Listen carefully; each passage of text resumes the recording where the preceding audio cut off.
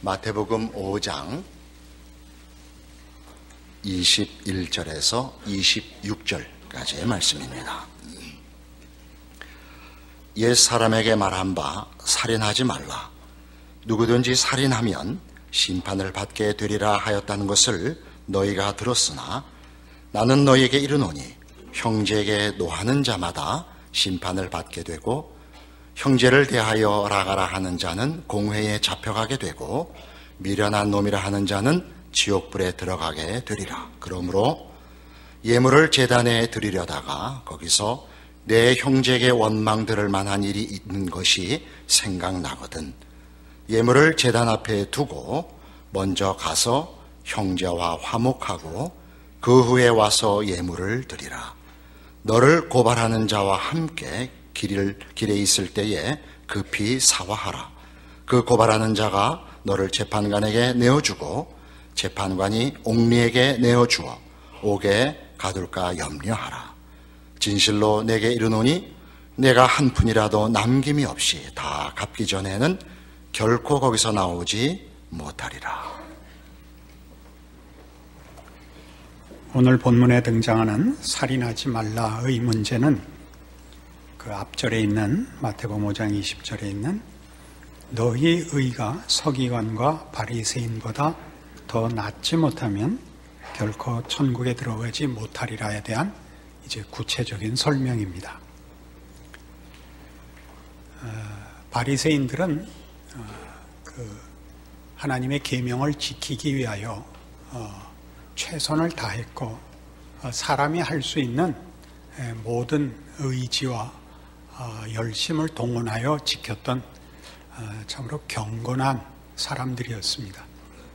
그럼에도 불구하고 예수님께서 저들보다 예수 믿는 사람들의 의가 더 나아야 된다라고 말씀하십니다. 그러면서 이제 실제적인 그 차이점을, 그 다름을 예로 든 것이 이 살인하지 말라입니다. 살인하지 않은 것, 그러니까 살인이라는 행위를 하지 않은 것이 전부가 아니라 분노를 품으면 안 된다, 그렇게 말씀하시는 셈이죠. 그러나 이 문제가 살인이라는 행위를 한 것과 마찬가지로 살인을 결과시키는 분노가 있는 이상 그것은 살인과 마찬가지다 라고 얘기하는 것임에 틀림없지만 그 둘을 비교하는 데는 중요한 차이점이 있습니다. 율법을 대표하는 10계명에 보면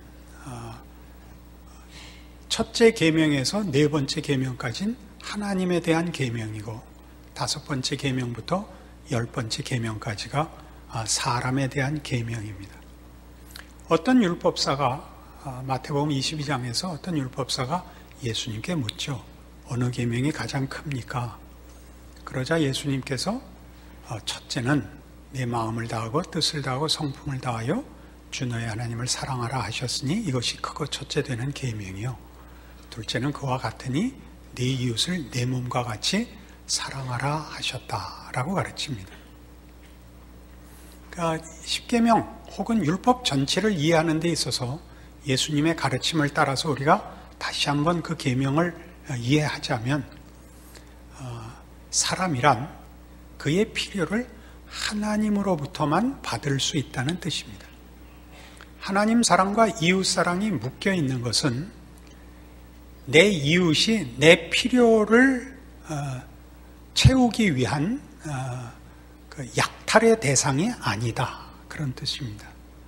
우리는 우리의 필요를 하나님으로부터 채우고 그래서 이웃들도 하나님으로부터 채우는 자이기 때문에 우리가 우리 이웃과 우리의 필요를 경쟁하지 않는다. 또 우리의 이웃이 우리의 필요의 대상도 아니다. 이웃은 오히려 사랑의 대상인데 그 이유는 우리의 필요가 하나님으로부터 충분하게 주어지기 때문이다. 이렇게 가르친 셈입니다.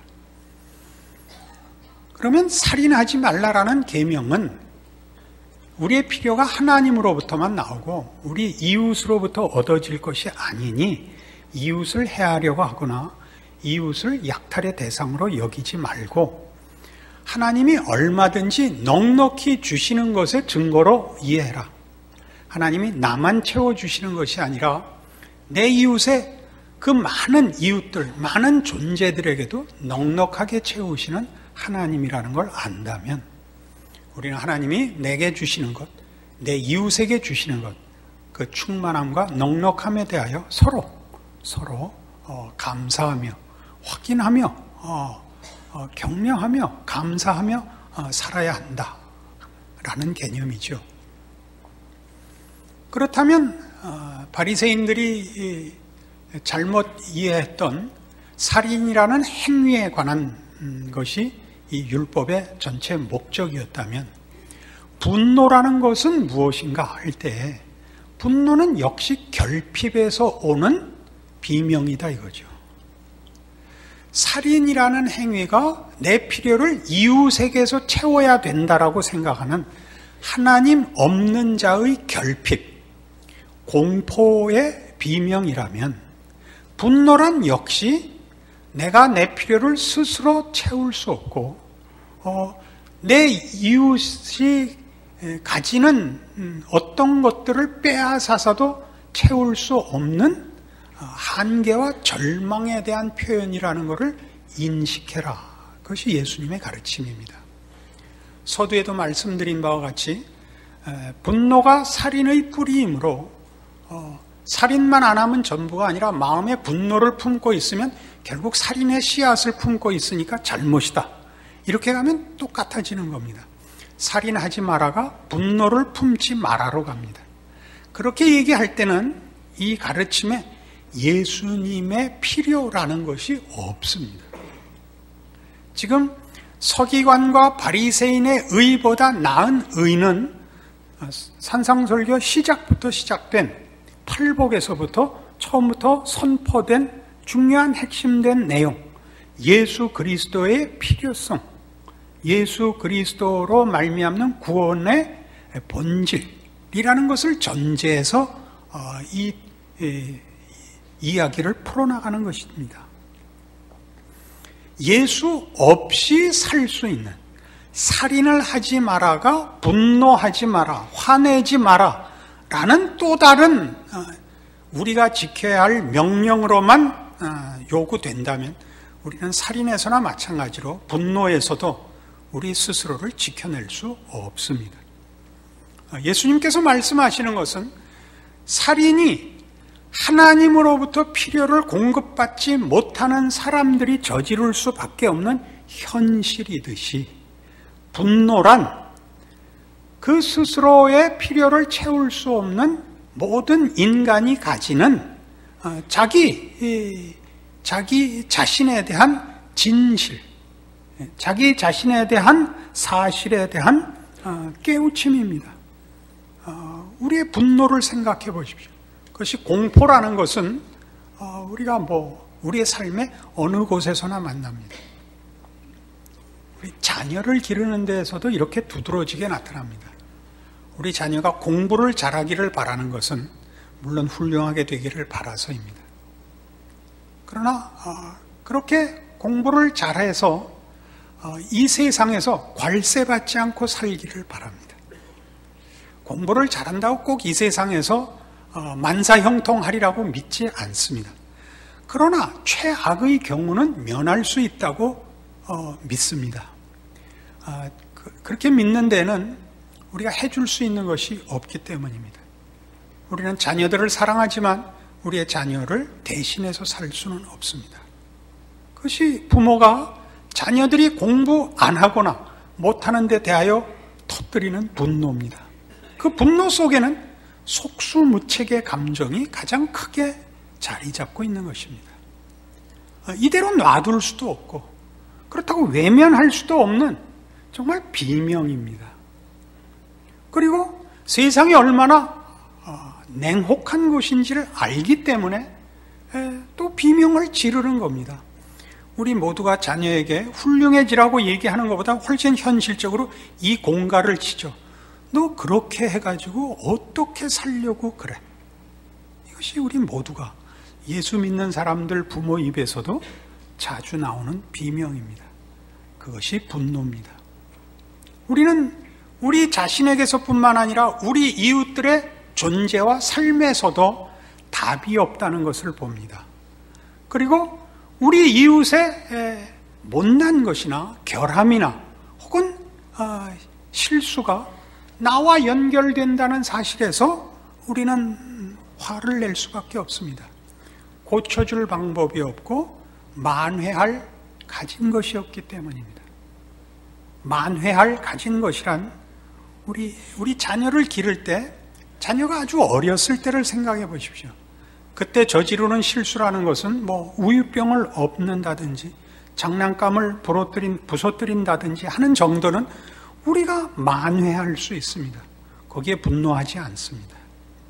그러나 점점 살면서 우리가 대신해 줄 수 없는 일들이 일어나고 그것이 전부입니다. 우린 분통을 터뜨릴 수밖에 없습니다.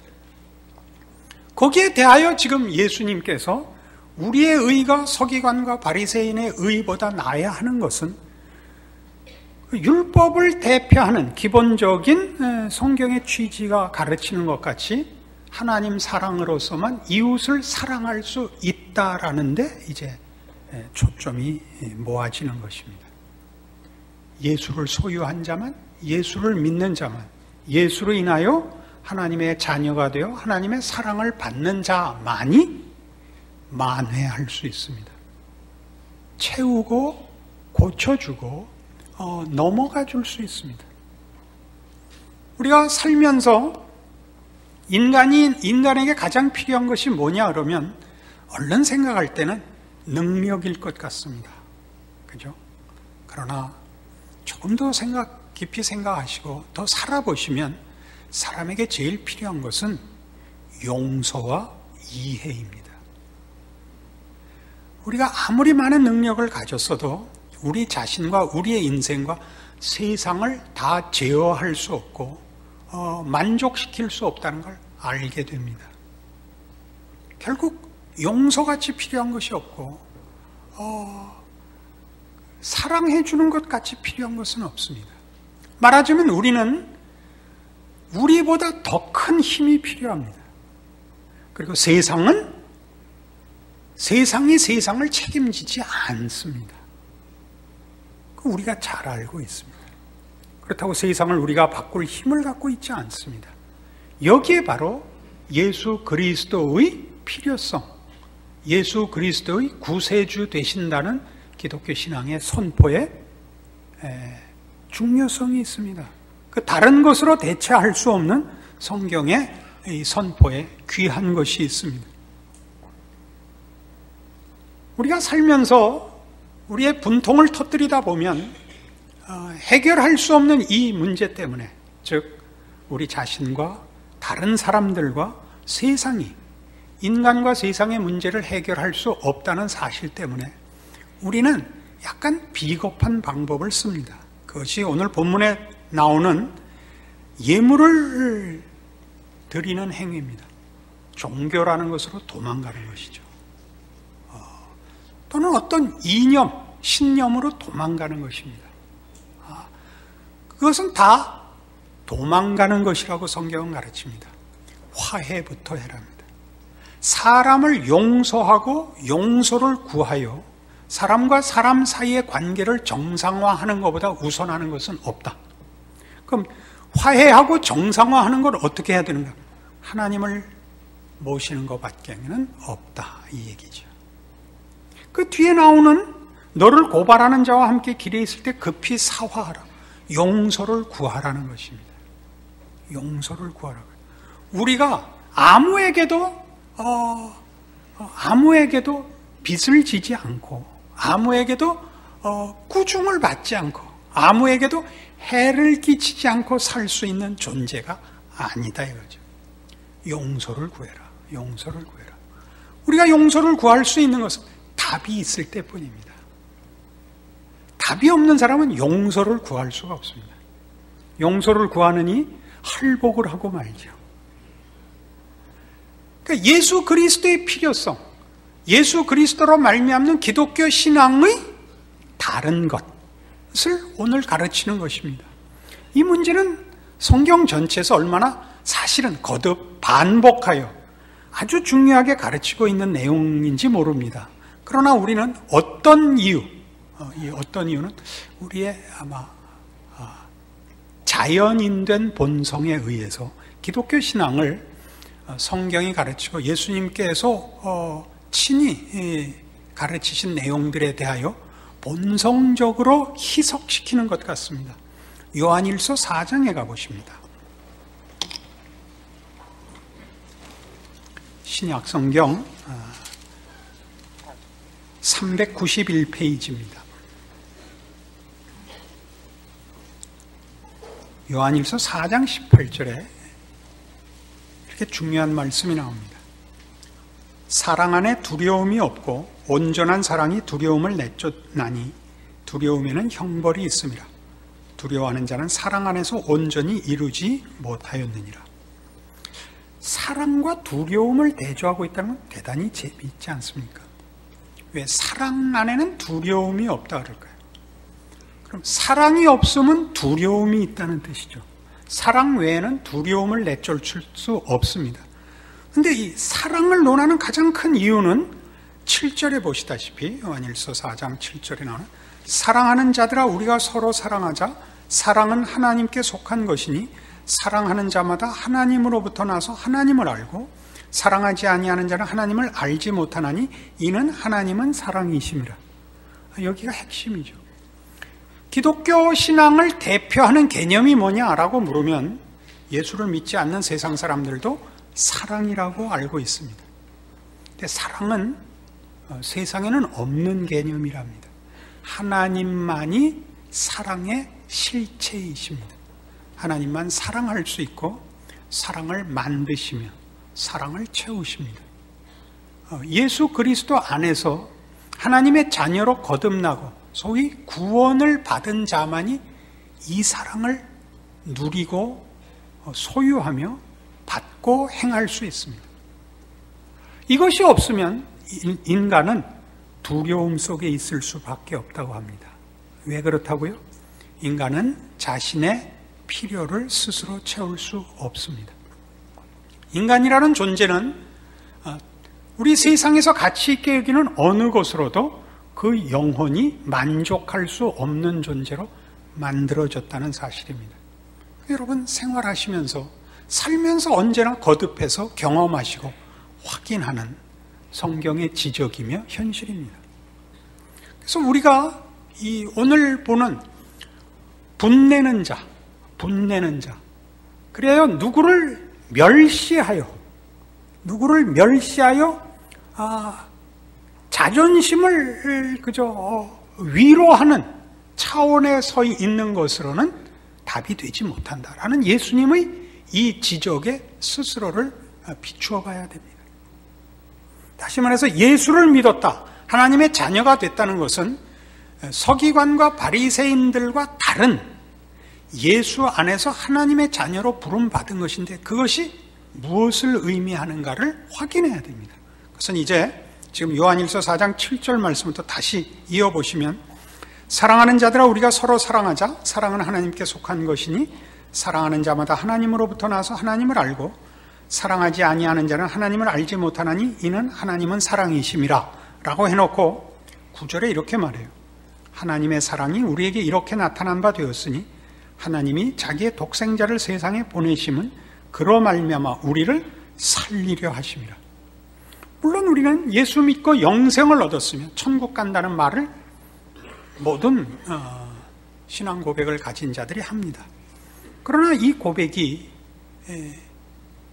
그 고백의 내용의 그 범위와 깊이를 그래서 자주 오해합니다.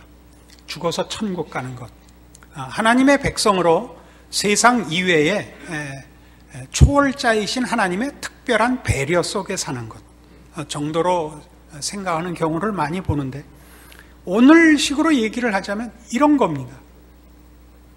우리는 우리의 존재와 우리의 삶에 대하여 근본적으로 우리 안에 아무런 실력이 없는 사실에 대하여, 가진 것이 없는 사실에 대하여 놀랍니다.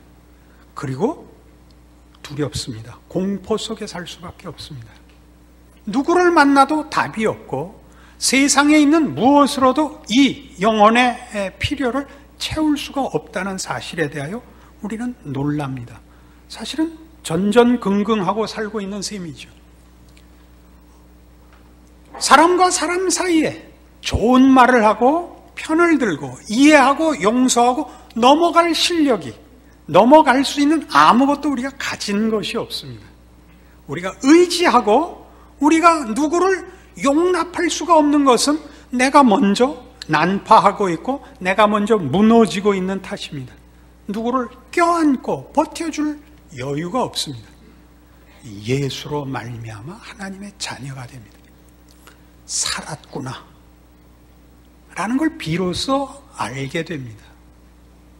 우리는 비로소 세상의 냉혹함, 비참함, 왜곡됨, 그 폭력성에 대하여 드디어 마주 설 수 있습니다. 세상이 우리에게 가하는 어떤 공격도 사실은 인간의 가장 중요한 것을 어떻게 할 수는 없습니다. 우리를 불편하게 하고 고통스럽게 하고 우리를 힘들게 할 수는 있어도 인간의 인간된 가장 중요한 내용을 세상은 사실 도울 수도 없고 해칠 수도 없습니다. 그리고 그 답을 세상이 갖고 있지 않습니다. 예수 안에서 하나님과 화목된 후에라야만 그 답이 하나님께 있는 것을 알게 됩니다. 우리는 기댈 때가 있습니다. 의지할 때가 있습니다. 맡길 때가 있습니다. 그러니까 비로소 질 수 있습니다. 당할 수 있습니다. 그것이 기독교 신앙입니다.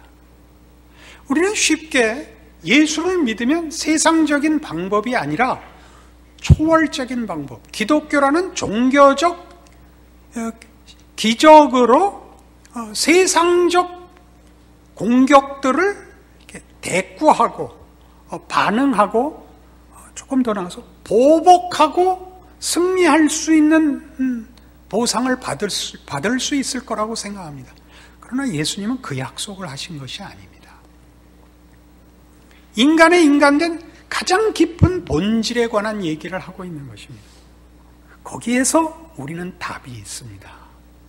그러니까 믿음으로 세상을 살 수 있다는 것은 믿음으로 살면 세상이 공격하고 시험하는 모든 것을 세상이 원하는 답으로 제시할 수 있다는 것이 아니라 세상의 공격보다 우리가 더 크다는 거죠.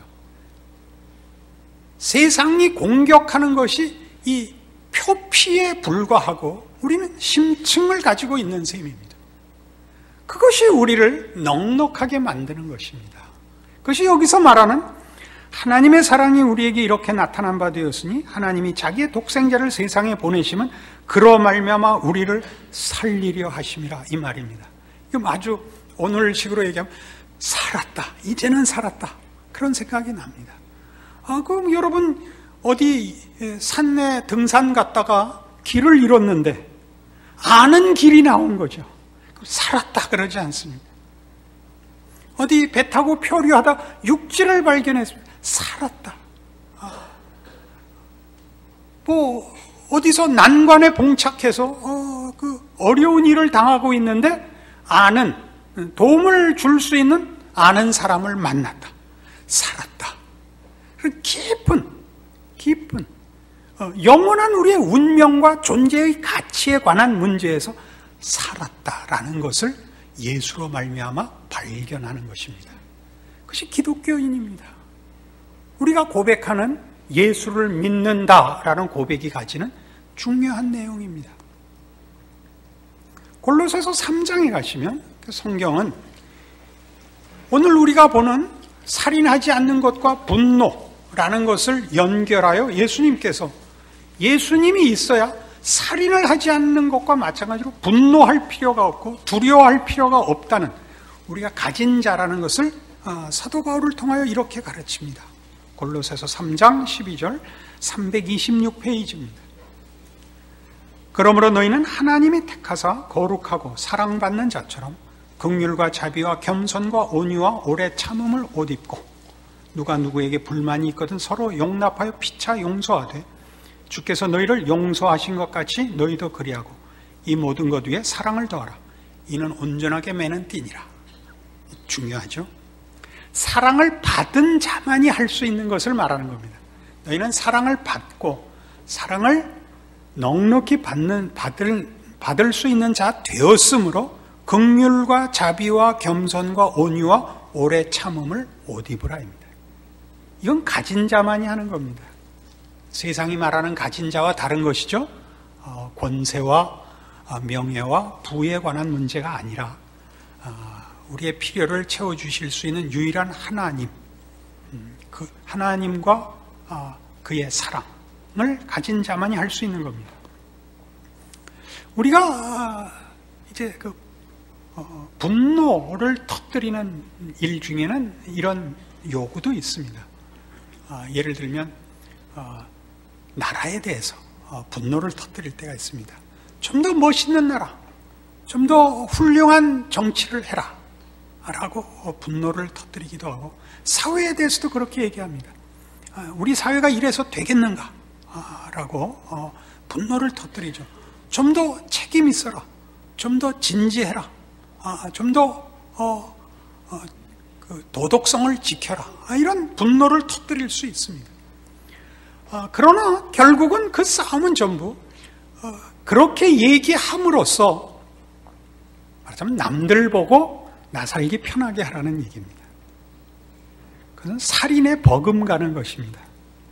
우리가 처음 시작할 때 살인하지 말라가 내 필요를 상대방에서 뺏어오지 말라 라는 가르침이었다는 걸 기억한다면, 누구 보고 너 정직해라, 너 책임 다해라 라고 얘기함으로써 결국 내 필요와 내 안전을 누구에겐가 요구하는 것입니다.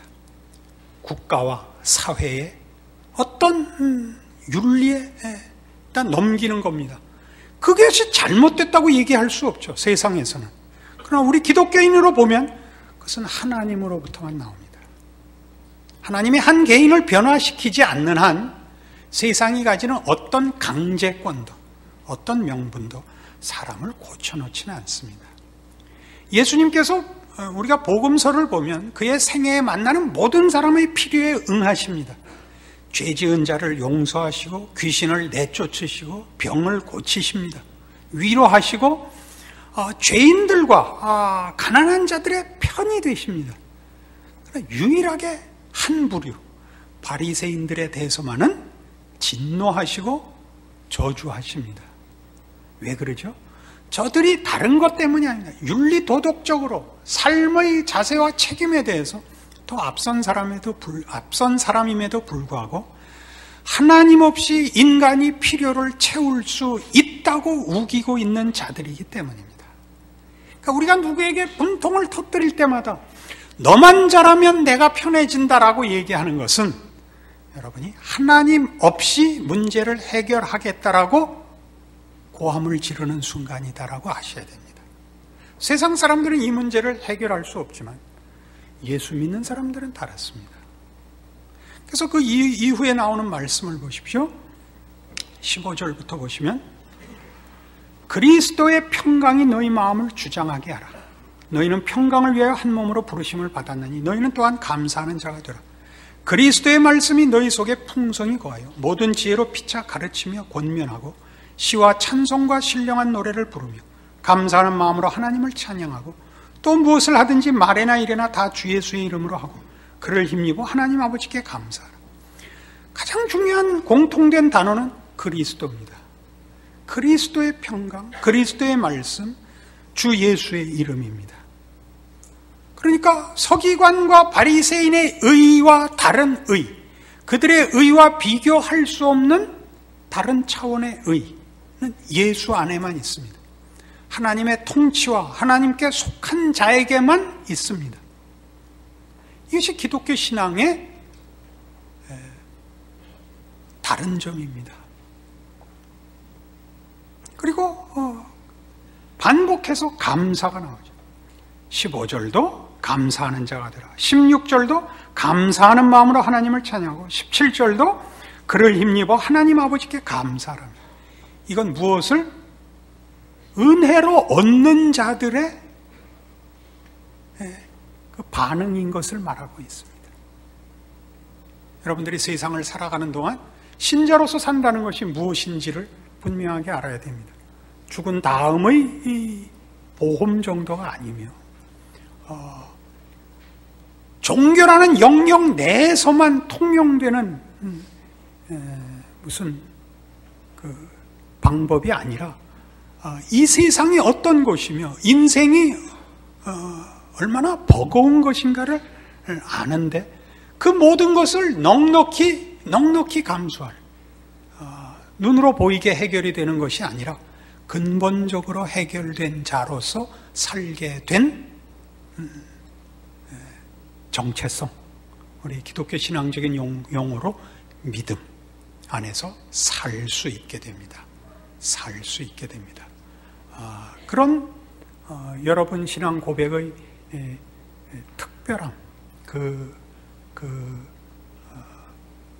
복된 것 기억하시고 여러분의 신자된 인생을 살아가시고 이기시고 사랑하시고 용서하시고 웃으시는 여러분들 되기를 바랍니다. 기도하십시다. 하나님 아버지 은혜를 감사합니다. 하나님을 아버지라 부르는 것은 얼마나 놀라운 특권인지요, 그리고 얼마나 무한한 복인지요.